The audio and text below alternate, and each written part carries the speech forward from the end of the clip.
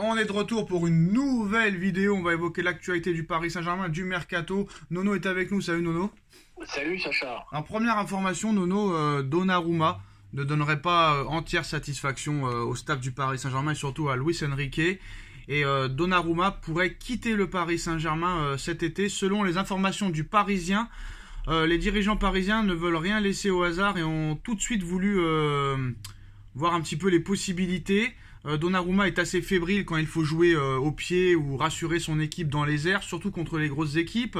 Face au Barça, il aura vécu 2 rencontres plutôt moyennes, surtout à l'aller au Parc des Princes où sa responsabilité est engagée à 100% sur le but victorieux du Barça et sur le premier aussi. Lors de la demi-finale face au Borussia Dortmund, voire plus si affinité, le PSG va devoir encore gommer ce genre de défaut, mais tout le monde est déterminé à tirer dans le même sens, même si quelques rumeurs indiquent que l'avenir de Donnarumma dépendra de sa fin de saison et de sa capacité à régler des problèmes impossibles à accepter à ce niveau.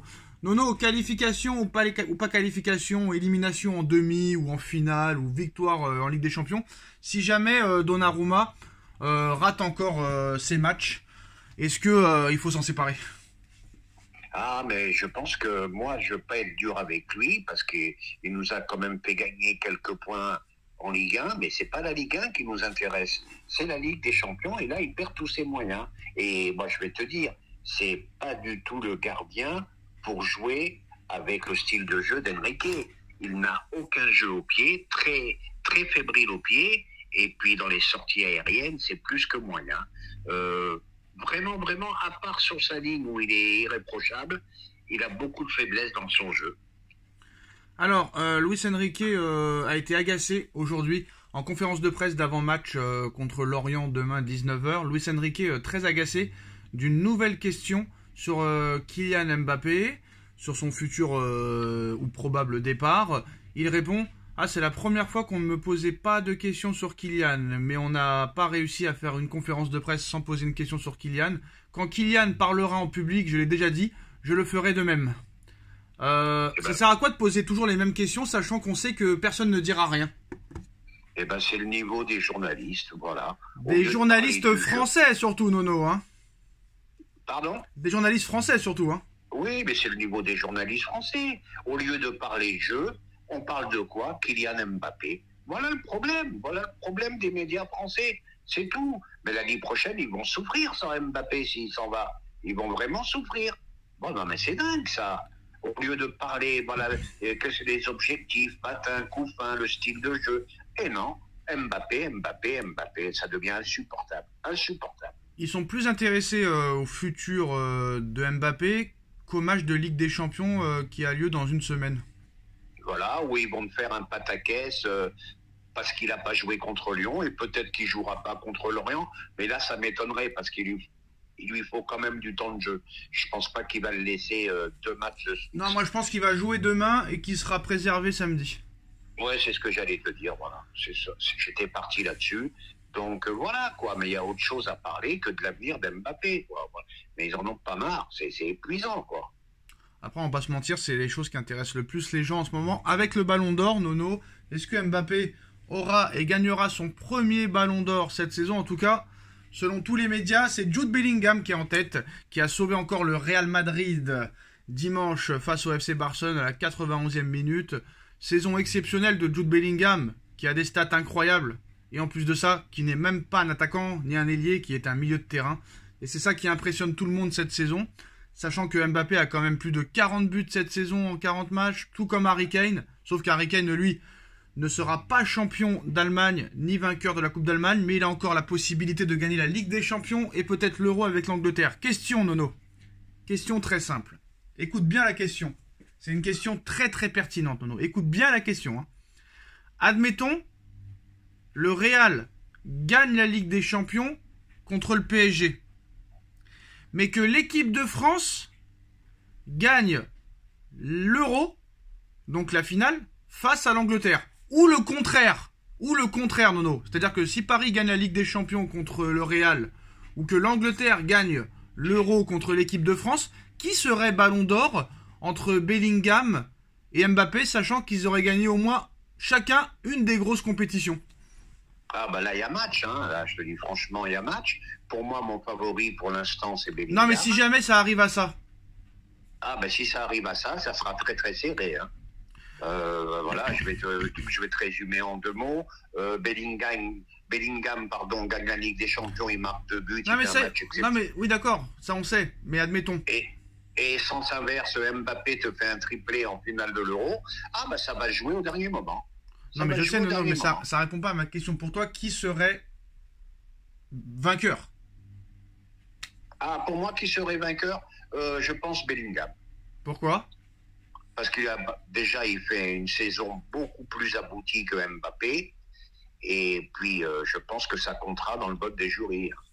Moi, je pense pas que c'est à cause d'une saison plus aboutie qu'Mbappé. Je pense que vu que c'est un milieu de terrain, ça rend encore la performance encore plus incroyable.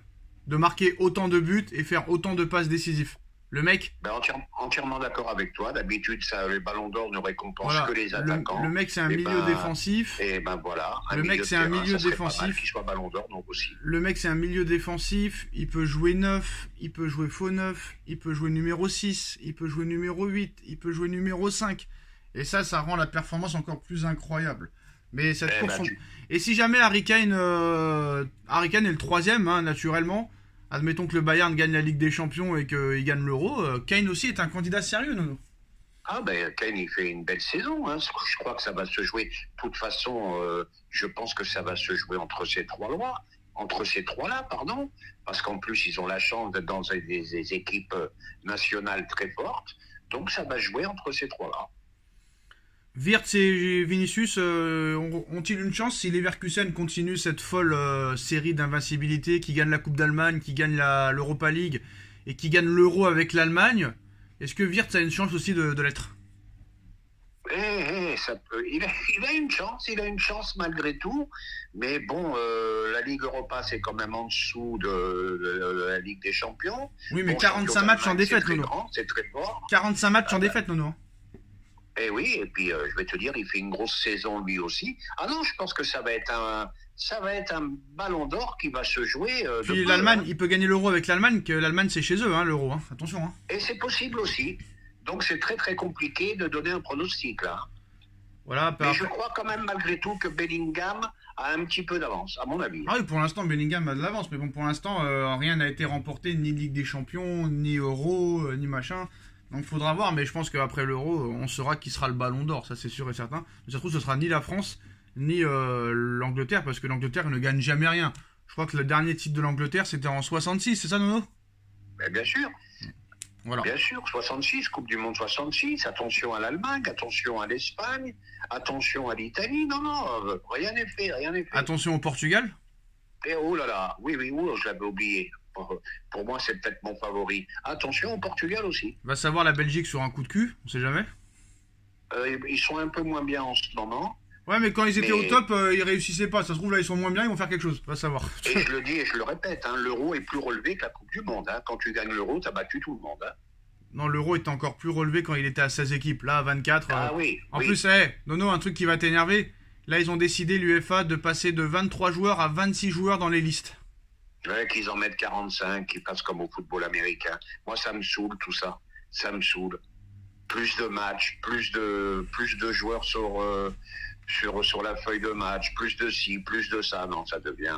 2 arbitres français pour l'Euro, Nono. Hein. 2 arbitres français sélectionnés pour l'Euro, Le Texier et Turpin. Mérité ou pas? Ben, c'est les deux meilleurs en France. Non, Turpin, il est nul. Il est nul, Nono, Turpin. Oui, mais il n'y a pas mieux. Qu'est-ce que tu veux que je te dise? Non, Le Texier, ça aurait suffi, mais Turpin, catastrophique. Hein. Tu te Ah, rends compte Monsieur Turpin, le gendarme. Tebas. Le Tebas, il est tellement radin que la Liga, c'est le seul championnat où il n'y a pas la Goal Line technologie, Nono. Alors ça, c'est un véritable scandale. Hein. Il veut faire Ça, des c'est un économies. véritable scandale. Hein. Une ligue comme la Liga espagnole, qui est quand même assez riche, avec des gros droits TV, t'as pas de goal line, c'est inimaginable. Bon, dernière question, Nono. Est-ce qu'on peut avoir un PSG-OM en Super Coupe d'Europe l'année prochaine? Enfin, cette saison, cet été. Alors, je vais te donner deux réponses. Et pourquoi pas, dirais-je. Et pourquoi pas. Mais malheureusement pour l'OM, je pense qu'ils sont en dessous. Ils sont sont en dessous la- de l'Atalanta. l'Atalanta. Et même s'ils passaient, ils sont en dessous quand même du Bayer Leverkusen. Ça, c'est sûr et certain. Mais je pense qu'ils passeront pas contre ils passeront pas contre l'Atalanta. Attention, c'est très dur à jouer l'Atalanta Bergame. Hein. Moi, Liverpool peut en témoigner. Ouais, bien sûr. Salut à tous et à très vite pour une nouvelle vidéo. Tchuss. Tchuss.